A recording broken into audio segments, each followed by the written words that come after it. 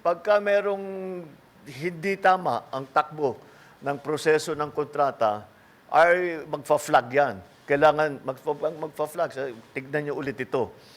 Dahil mukhang may problema, hindi tama ang ginawa. At may question kung talaga bang merong project na ganyan. May nagque-question kung merong maganda ba ang pag-implement ng proyekto.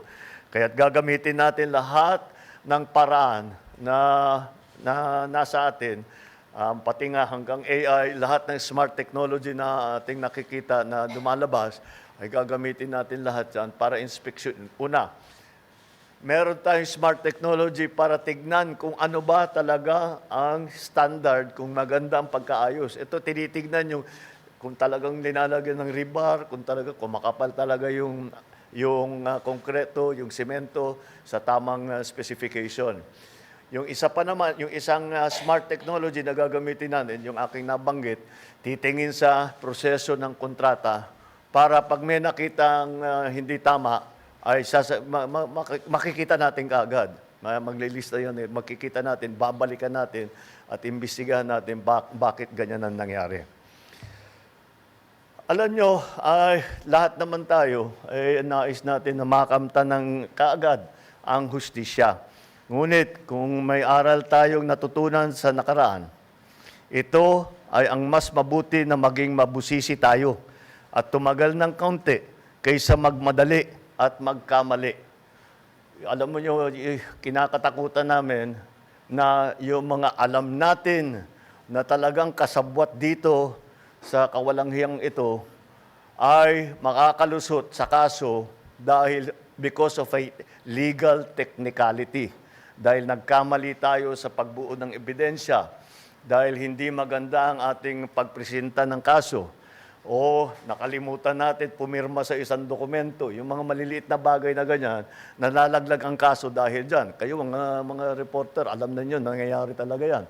Kaya tinitiyak namin na pagka kami ay sumampa ng kaso, yung kasong yan ay hanggang sa dulo ay matibay ang kaso at kung sino man ang mga guilty ay sila naman talaga ay mananagot at kung kailangan at kung huhusgahan sila ng korte ay makukulong sila.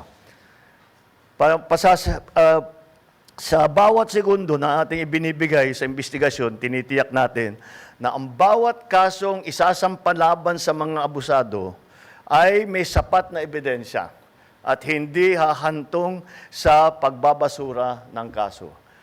Yun ang pinakamasamang resulta.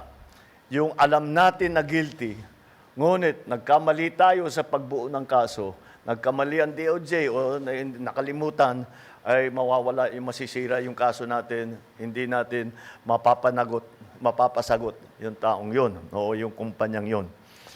Pananagutin natin lahat ng may kasalanan.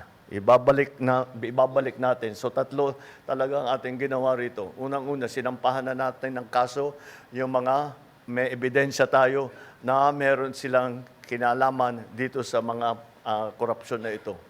Pangalawa ay tinitiyak natin na ang kanilang ninakaw na pondo ay maibabalik sa pamahalaan upang magamit sa tama ang mga perang yan. At naglagay tayo ng mga reforma para itong mga pangyayaring ito ay hindi na mauulit. Kaya yan yung tatlong talagang tinututukan natin na bagay. At ito, yung aking mga nabanggit ngayon, ay yan, ang magiging resulta dito sa ating pag-focus, pagbigay ng pansin dito sa tatlo. Unang-una, mapapanagot ang mga kasama rito, mga kasabwat dito sa korupsyon. Pangalawa, maibabawi ng gobyerno ang pera na ninakaw nila. Pangatlo, gumawa tayo ng reforma para lahat na itong klaseng korupsyon na ganito ay hindi na mauulit. Kaya't, yung mga taong yan na kasabwat dyan, ito, mga walang hiyang ito, na nagnanakaw ng pera ng bayan, tapos na ang maliligaya ninyong araw. Hahabulin na namin kayo.